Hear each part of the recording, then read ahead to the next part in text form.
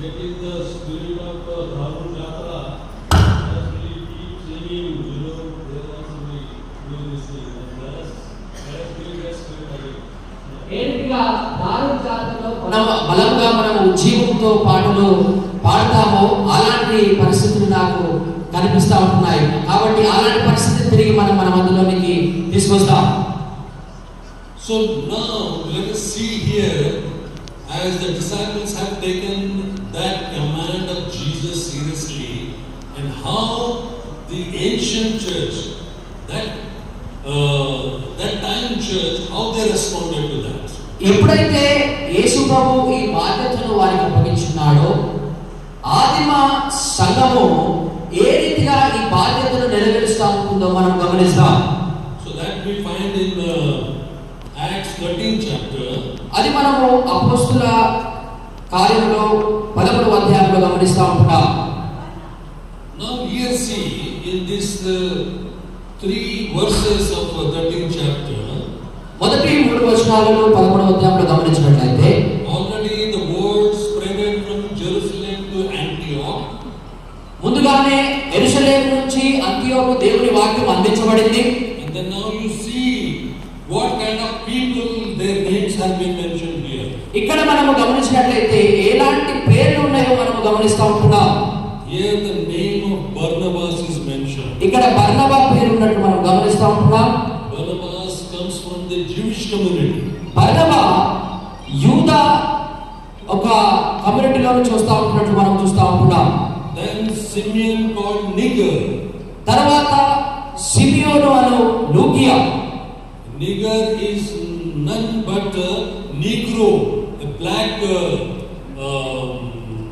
person from Africa.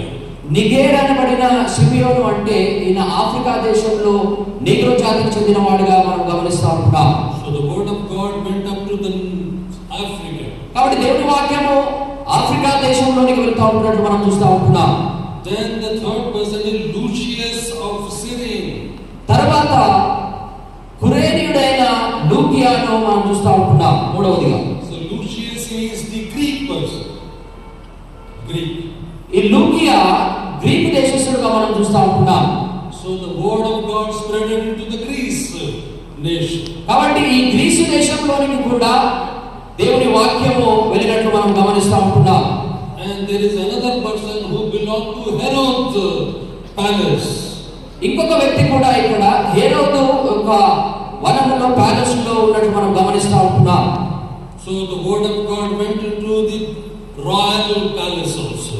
కాబట్టి ఈ హేరోదు రాజ భవనంలోనికి కూడా దేవుని వాక్యం వెళ్ళినట్టు మనం చూస్తూ ఉంటున్నాం. So the word of God started spreading.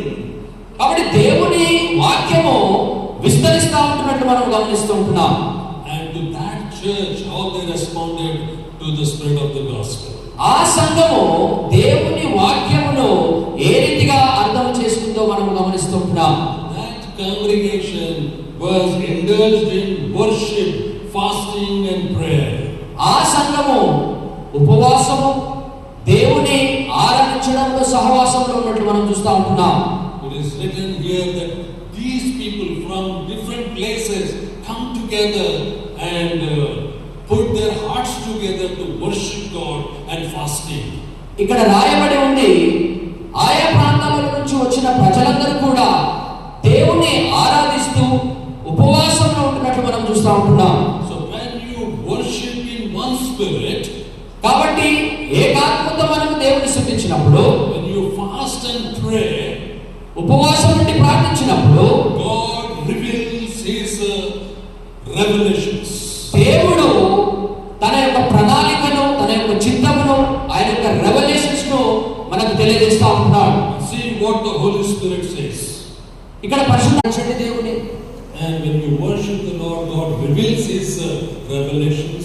ఎప్పుడైతే మీరు దేవుని ఆత్మతో సత్యంతో ఆరాధిస్తారో దేవుడు తన యొక్క విజన్స్ తన యొక్క ప్రణాళికను తన చిత్తమును మీకు బయలుపరుస్తాడు.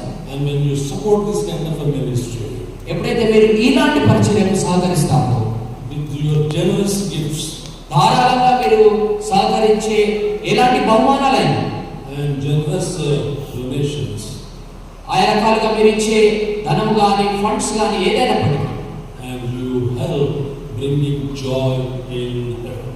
మీరు పరలోకములో ఎక్కువ సంతోషము తీసుకురాగలరు. Let us pray. ప్రార్థించుకుందాం.